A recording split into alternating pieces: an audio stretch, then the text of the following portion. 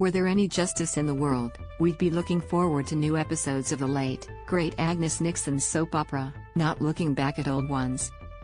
September 23, 2011, is a day that lives in infamy among soap fans. It marks the broadcast of the last episode of All My Children that ABC would ever air.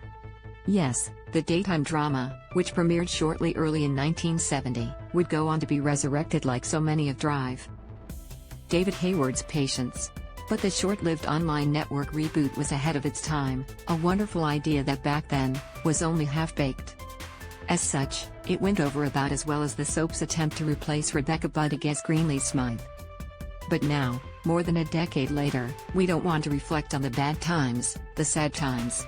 Rather, we want to remember when we all had a home away from home in Pine Valley, when we thrilled to the exploits of Susan Lucy's insatiable Erica Kane, when we could imagine being comforted by Joe Martin's wise words or his wife Ruth's warm embrace, when the most heartbreaking thing we could imagine was newlywed Jenny Gardner's death by exploding jet ski.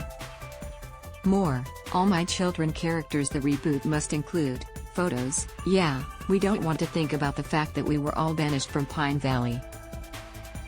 And at least for a moment today, we don't have to.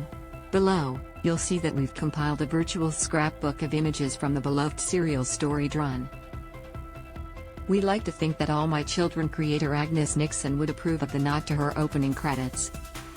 Included are couples whose love stories set our hearts aflutter, rivalries that made Cain and Abel seem like a mild tiff, and characters we know as well as we do our own families. Heck, in some cases, better than we do a few relatives.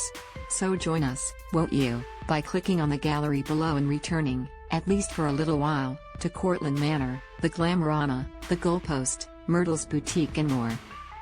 You can also check out our album of then and now photos of the cast.